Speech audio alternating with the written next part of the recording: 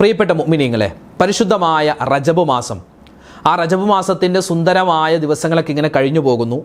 റജബ് 27-ാം രാവൊക്കെ ഏതാനും ദിവസങ്ങൾ കൂടി കഴിഞ്ഞാൽ നമ്മളിലേക്ക് വരികയാണ്. അൽഹംദുലില്ലാഹ്. അപ്പോൾ ഇപ്പോഴേ നമ്മൾ ശ്രദ്ധിക്കേണ്ട പ്രധാനപ്പെട്ട ചില കാര്യങ്ങൾ ഇന്നത്തെ ക്ലാസ്സിൽ പറയുന്നു. നമ്മളൊക്കെ വുളു എടുക്കുന്നവരാണ്, നിസ്കരിക്കാൻ വേണ്ടിയൊക്കെ വുളു എടുക്കുന്നുണ്ട്. പക്ഷേ നമ്മുടെ ജീവിതത്തിൽ പലപ്പോഴും വുളു കൃത്യമാവാറില്ല.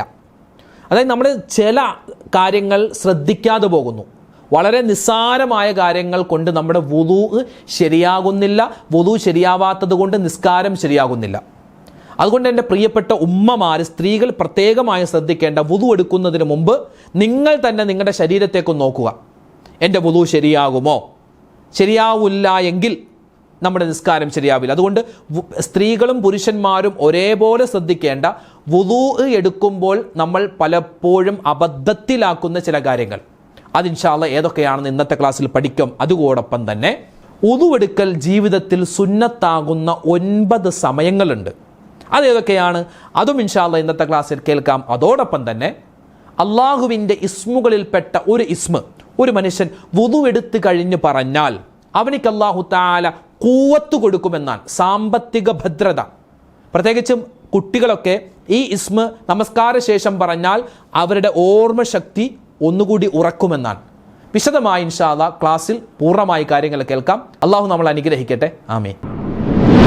അസ്സലാമു അലൈക്കും വറഹ്മത്തുള്ളാഹി വബറകാതുഹു. ബിസ്മില്ലാഹിർ റഹ്മാനിർ റഹീം. അൽഹംദുലില്ലാഹി റബ്ബിൽ ആലമീൻ. അൽഹംദുലില്ലാഹി വഖഫാ വസലാമുൻ അലാ ഇബാദിഹില്ലദീന ഇസ്തഫാ. അമ്മാ ബഅദ്. ബഹുമാന സ്നേഹം നിറഞ്ഞ മുത്തു മുഅ്മിനീങ്ങളെ, അല്ലാഹു സുബ്ഹാനഹു വ തആല നമ്മുടെ എല്ലാവരുടെയും ഹലാലായ മുറാദുകൾ ഹാസിലാക്കി തരുമാറാവട്ടെ. നമ്മളിൽ നിന്നും മരണപ്പെട്ടുപോയ അനവധി ആളുകളുണ്ട്. അല്ലാഹു തആല എല്ലാവരുടെയും ഖബർ ജീവിതം സന്തോഷത്തിലും സമാധാനത്തിലുമാക്കി കൊടുക്കുമാറാവട്ടെ. നമ്മളോട് ആരെല്ലാം എന്തെല്ലാം ദുആവസിയത്ത് പറഞ്ഞിട്ടുണ്ടോ, അല്ലാഹു നമ്മുടെയും അവരുടെയൊക്കെ എല്ലാ കാര്യങ്ങളിലും സലാമത്തും ബറക്കത്തും പെട്ടെന്നുള്ള മരണങ്ങളെ തൊട്ടുള്ള കാവലും അള്ളാഹു നൽകുമാറാവട്ടെ. ആമീൻ യാ റബ്ബൽ ആലമീൻ. പ്രിയപ്പെട്ട മുഅ്മിനീങ്ങളെ, ഇന്ന് പരിശുദ്ധമായ റജബ് 17 ഇനിയിപ്പോൾ ഇന്നത്തെ മഗ്‌രിബോട് കൂടി 18ാമത്തെ രാവിലേക്കൊക്കെ നമ്മൾ പ്രവേശിക്കുകയാണ്. റജബ് മാസത്തിൻ്റെ പകുതിയും വിട പറഞ്ഞ് 3ാമത്തെ ഭാഗത്തിലേക്ക് നമ്മൾ പ്രവേശിക്കാനൊക്കെ ഒരുങ്ങുകയാണ്. അല്ലാഹ് യാ റബ്ബി, ഇനിയിപ്പോൾ ഏതാണ് റജബ് 27ൻ്റെ സുന്ദരമായ ദിവസങ്ങൾ. ഇനി ഏകദേശം ഒരു 7-8-9 ദിവസം കഴിയുമ്പോൾ റജബ് 27-ാം രാവ്, അല്ലെ, മിഅ്റാജ് രാവൊക്കെ നമ്മളിലേക്ക് വരികയാണ്. പുണ്യമേറിയ അജബാകുന്ന റജബിൻ്റെ ഏറ്റവും വലിയ അജബ്, അത്ഭുതം എന്ന് പറഞ്ഞാൽ അത് റജബ് 27 ഏഴാകാശവും കടന്ന് മുത്തായ ഹബീബ് സല്ലല്ലാഹു അലൈഹി വസല്ലമ തങ്ങൾ അള്ളാനെ കാണാൻ വേണ്ടി പോയ സുന്ദരമായ ഒരു യാത്രയാണല്ലോ ഇസ്രാ മിഅ്റാജ് എന്ന് പറയുന്നത്. അതൊക്കെ നമ്മളിലേക്ക് വരുന്നു ഇൻഷാ അല്ലാഹ്. അപ്പോൾ അല്ലാഹു റബ്ബുൽ ഇസ്സത്ത് ഇനി വരുന്ന ദിവസങ്ങളെയൊക്കെ നല്ല രൂപത്തിൽ സ്വീകരിക്കാനും ഒരുപാട് കണ്ട് ഇബാദത്ത് എടുക്കാനും പടച്ചവൻ നമ്മളെല്ലാവരെയും അനുഗ്രഹിക്കുമാറാവട്ടെ. ആമീൻ യാ റബ്ബൽ ആലമീൻ. പ്രിയപ്പെട്ടവരെ, നമ്മളൊക്കെ വുളു എടുക്കുന്നവരാണ്. വുളു മുറിയുന്ന കാര്യങ്ങൾ 4 എണ്ണമാണ്. നിങ്ങൾക്കൊക്കെ അറിയാമല്ലോ, നമ്മളൊക്കെ മദ്രസയിൽ പഠിച്ചതാണ്. ഒന്നാമത്തേത് എന്താണ്? മുൻദ്വാരത്തിലൂടെയോ പിൻദ്വാരത്തിലൂടെയോ മനിയ്യ് അല്ലാത്തത് പുറപ്പെടുക. മനിയ്യ് എന്ന് പറഞ്ഞാൽ ശുക്ലം. അത് പുറപ്പെട്ടാൽ വുളു മുറിയലല്ല, മറിച്ച് കുളി നമുക്ക് നിർബന്ധമാകും. അപ്പോൾ ഈ വുളു മുറിയുന്നത് മുൻദ്വാരത്തിലൂടെയോ അതായത് മലമൂത്ര വിസർജനം ചെയ്യുക, കീഴ്വായു പോവുക, ഇതൊക്കെ എന്താണ്? വുളു മുറിയുന്ന കാര്യമാണ്. എത്രത്തോളം നമ്മുടെ പിൻദ്വാരത്തിലൂടെ കൃമിയോ പുഴുവോ വന്നാൽ പോലും, ആ മുൻദ്വാരത്തിലൂടെയോ അവിടെയൊക്കെ ഈ കൃമിയോ പുഴുവോ വന്നാൽ പോലും എന്ത് ചെയ്യും? വുളു മുറിയുമെന്നാണ്. രണ്ടാമത്തെ കാര്യം, ഉറക്കം കൊണ്ടോ ബോധക്ഷയം കൊണ്ടോ വകതിരിവ് മാറുക. നമ്മൾ ഉറങ്ങിയാൽ ചുറ്റും നടക്കുന്നത് എന്താ നമ്മൾ അറിയില്ല.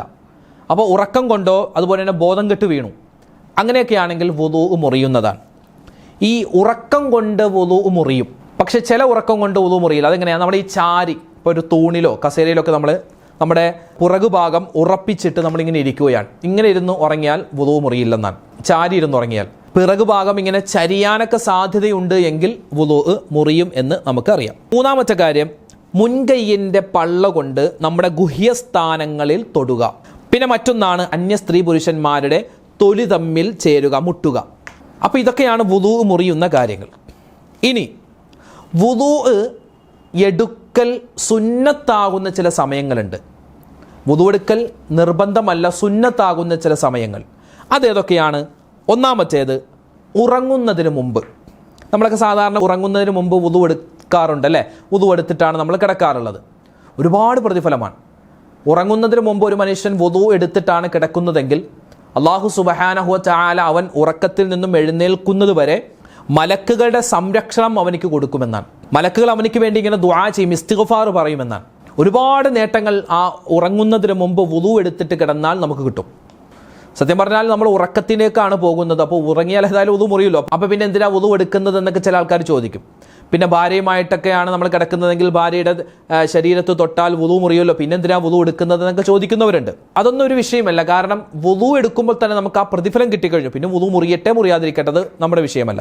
മറ്റൊന്നാണ്, യാത്ര പോകുന്നതിന് മുമ്പ് വുദു എടുക്കൽ പ്രത്യേകം സുന്നത്താണ്.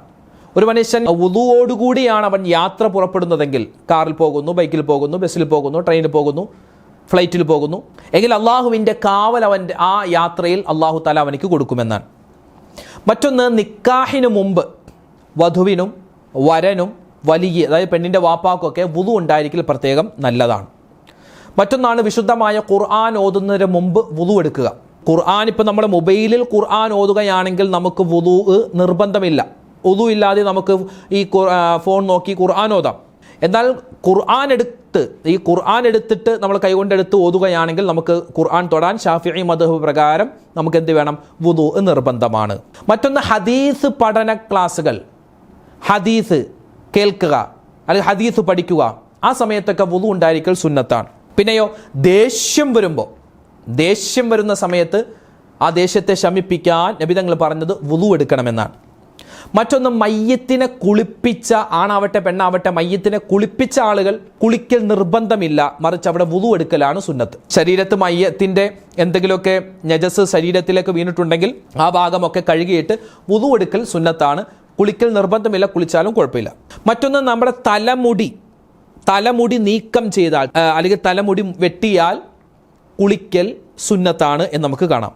മറ്റൊന്ന്, എന്ത് നല്ല കാര്യം ചെയ്യുന്നതിന് മുമ്പും വുദു എടുക്കൽ സുന്നത്താണ്. അപ്പോൾ വുദു മുറിയുന്ന 4 കാര്യങ്ങൾ, വുദു എടുക്കൽ സുന്നത്താകുന്ന 9 സമയങ്ങൾ, ഇതൊക്കെ നമ്മൾ പഠിച്ചു. ഇനി വുദു എടുക്കുമ്പോൾ സ്ത്രീകൾ ഉൾപ്പെടെ നമ്മളെല്ലാവരും, പുരുഷന്മാരും സ്ത്രീകളൊക്കെ പ്രത്യേകമായി ശ്രദ്ധിക്കേണ്ട, പലരുമൊക്കെ അശ്രദ്ധമാക്കി കളയുന്ന ചില കാര്യങ്ങളുണ്ട്. അതൊക്കെ നമ്മൾ ഈ റജബ് മാസത്തിൽ തന്നെ മനസ്സിലാക്കി അതൊക്കെ ക്ലിയർ ചെയ്തില്ലെങ്കിൽ നമ്മൾ ചെയ്യുന്ന ഇബാദത്തുകൾക്ക് പൂർണ്ണത കിട്ടൂല. അതുകൊണ്ടാണ് ഈ കാര്യങ്ങളൊക്കെ ഇങ്ങനെ പറയുന്നത്. അതിൽപ്പെട്ട ഒന്നാണ്, ചെറിയ പാത്രത്തിൽ നമ്മൾ കൈയിട്ട് വുദു എടുക്കരുത്. ഒരു ബക്കറ്റ് വെള്ളമുണ്ട്. അപ്പോൾ നമ്മൾ എങ്ങനെയാണ് ഒരു ബക്കറ്റ് വെള്ളത്തിൽ നിന്നും എങ്ങനെ നമുക്ക് വുദു എടുക്കാം? ഇപ്പോൾ ഒരു ബക്കറ്റ്, ഇതിപ്പോൾ ഒരു ബക്കറ്റാണെന്ന് വിചാരിക്കാം. ഇതിലെന്തുണ്ട്? വെള്ളമുണ്ട്. അപ്പോൾ ഞാൻ ഈ ബക്കറ്റിൻ്റെ ഉള്ളിലേക്ക് 2 കൈയൊക്കെ ഇങ്ങനെ ഇട്ടിട്ട് ഇങ്ങനെ എടുത്തു, പിന്നെ 2 കൈയും കൊണ്ട് ഇങ്ങനെ ഈ ബക്കറ്റിൽ നിന്നും ഇങ്ങനെ എടുത്തിട്ട് മുഖം കഴുകുന്നു, പിന്നെ ബക്കറ്റിൽ നിന്ന് വെള്ളം എടുത്തിട്ട് ഇങ്ങനെ കൈ കഴുകുന്നു. അങ്ങനെ ചെയ്യാൻ പാടില്ല. ബക്കറ്റ് എന്ന് പറഞ്ഞാൽ കുറച്ച് വെള്ളം മാത്രമേ ഇതിലുണ്ടാവൂ. എന്നാൽ നമ്മൾ പള്ളികളിൽ വലിയ ഹൗദ് ഉണ്ടല്ലോ, ഹൗദ്, അതൊക്കെ ഒരുപാട് വെള്ളമുണ്ട്. 2 കുല്ലത്ത് വെള്ളം ഉണ്ടാവണം. ഇപ്പോൾ കുളത്തിൽ നിന്ന് നമ്മൾ വുദു എടുക്കാറുണ്ട് അല്ലേ, പുഴയിൽ നിന്നൊക്കെ വുദു എടുക്കാറുണ്ട്, പള്ളിയിലെ ഹൗദിൽ നിന്ന് നമ്മൾ വുദു എടുക്കാറുണ്ട്. അതൊക്കെ 2 കുല്ലത്തിലധികം വെള്ളമുള്ള സ്ഥലങ്ങളാണ്. അവിടെ ഒന്നും കുഴപ്പമില്ല. പക്ഷേ ഈ ചെറിയ ബക്കറ്റോ അല്ലെങ്കിൽ ചെറിയ പാത്രത്തിലൊക്കെ നമ്മൾ എടുത്തു വെക്കുന്ന വെള്ളത്തിൽ കൈയിട്ട് വുദു എടുക്കാൻ പാടില്ല. ചില സ്ത്രീകൾ അങ്ങനെ ചെയ്യുന്നുണ്ട്, ചില പുരുഷന്മാരും അങ്ങനെ ചെയ്യുന്നുണ്ട്. ഇപ്പോൾ ഈ കിണറിൽ നിന്നൊക്കെ ഒരു ബക്കറ്റ് വെള്ളം എടുത്തിട്ട് ആ ബക്കറ്റിലേക്ക് കൈയിട്ടിട്ട് നമ്മൾ വുദു എടുക്കുന്നു. അങ്ങനെ പറ്റൂല. മറിച്ച് എന്ത് ചെയ്യണം? വുദു എടുക്കുകയാണെങ്കിൽ നമ്മൾ ഒരു കപ്പിൽ കോരുക. ഒരു കപ്പിൽ എടുത്തിട്ട് ആ നമ്മൾ എടുക്കുന്ന വെള്ളമൊന്നും ആ ബക്കറ്റിലേക്ക് തെറിക്കാതെ നോക്കണേ. ഒരു കപ്പിൽ വെള്ളം എടുത്തിട്ട് ഒഴിക്കുക. എന്നിട്ട് വാ കഴുകുക, മൂക്കിൽ വെള്ളം കയറ്റി ചീറ്റുക. എന്നിട്ട് പിന്നെ കുറച്ച് വെള്ളം എടുത്തിട്ട് നമുക്ക് കയ്യിലേക്ക് വെള്ളം ഒഴിച്ചിട്ട് മുഖം കഴുകുക. അങ്ങനെ ഒഴിച്ചെടുക്കണം, ബക്കറ്റിൽ നിന്നും ഒഴിച്ചെടുക്കണം. അല്ലെങ്കിൽ ആരെങ്കിലും ഒരാൾ ഒഴിച്ചു തരണം. അല്ലാതെ ബക്കറ്റിലേക്ക് കൈയിട്ടിട്ട് നമ്മൾ വുദു എടുക്കാൻ പാടില്ല. അങ്ങനെ എടുത്താൽ വുദു ശരിയാവില്ല. പിന്നെ മറ്റൊന്നാണ്, 3 തവണയേക്കാൾ അധികരിപ്പിച്ച് വുദുവിൻ്റെ അവയവങ്ങൾ കഴുകാൻ പാടില്ല. പ്രത്യേകം ഞാൻ ഉൾപ്പെടെ എല്ലാവരും ശ്രദ്ധിക്കണം. നല്ല ചൂടുള്ള സമയത്തൊക്കെ നമുക്ക് ഈ വുദു എടുക്കുന്ന സമയത്ത് മുഖവും കൈയൊക്കെ ഇങ്ങനെ വേർതിരിക്കുകയായിരിക്കും.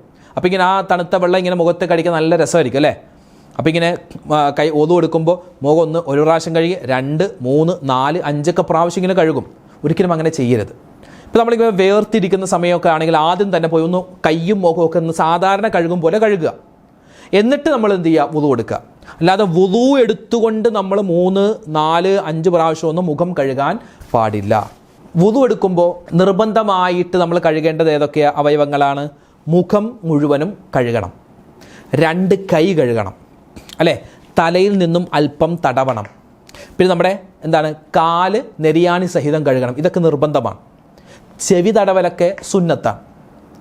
അപ്പോൾ ഈ നിർബന്ധമായ കഴുകൽ, ഈ മുഖം കഴുകുമ്പോൾ 1 പ്രാവശ്യം കഴുകൽ നിർബന്ധം, 2 പ്രാവശ്യമാക്കി ചുരുക്കാൻ പാടില്ല, അത് കറാഹത്താണ്.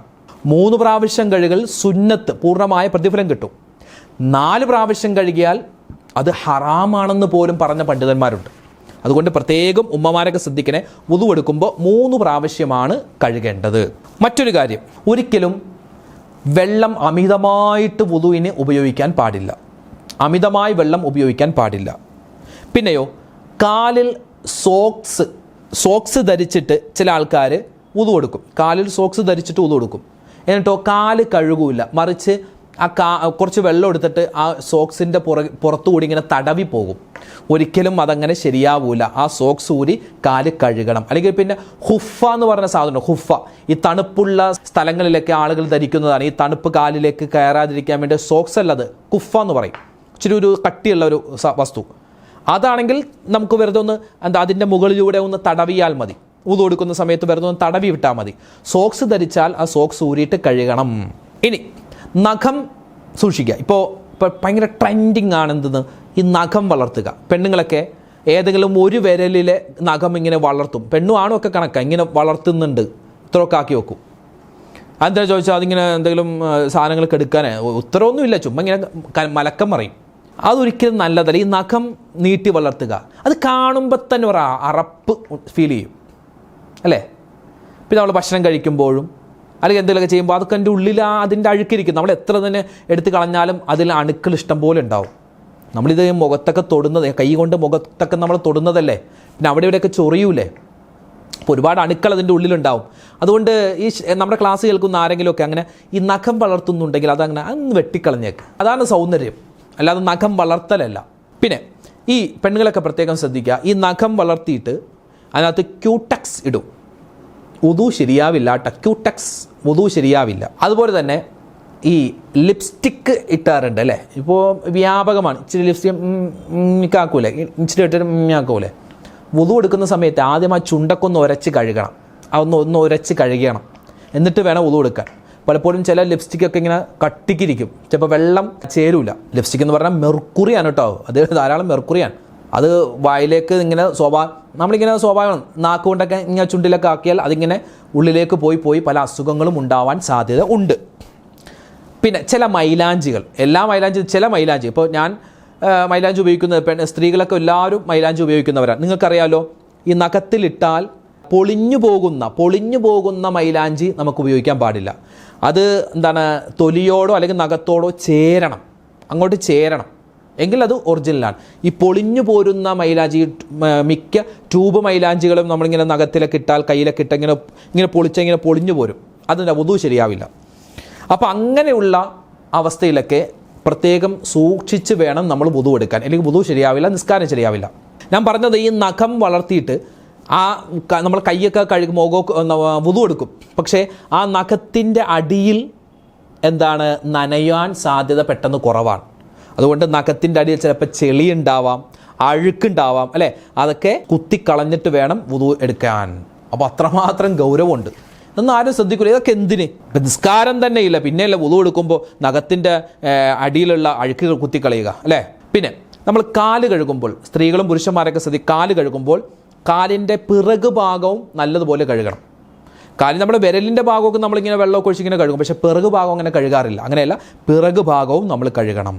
അപ്പോൾ ഈ കാര്യങ്ങൾ മനസ്സിലായില്ലേ? ഇനി ഒരു മനുഷ്യൻ, ഒരാൾ വുളുഇന് ശേഷം വുളുവെടുത്ത് കഴിഞ്ഞിട്ട് ഒരു ഇസ്മ്, അള്ളാഹുവിൻ്റെ നാമങ്ങളിൽപ്പെട്ട പേരുകളിൽപ്പെട്ട ഒരു ഇസ്മ്, ഏതാണത്?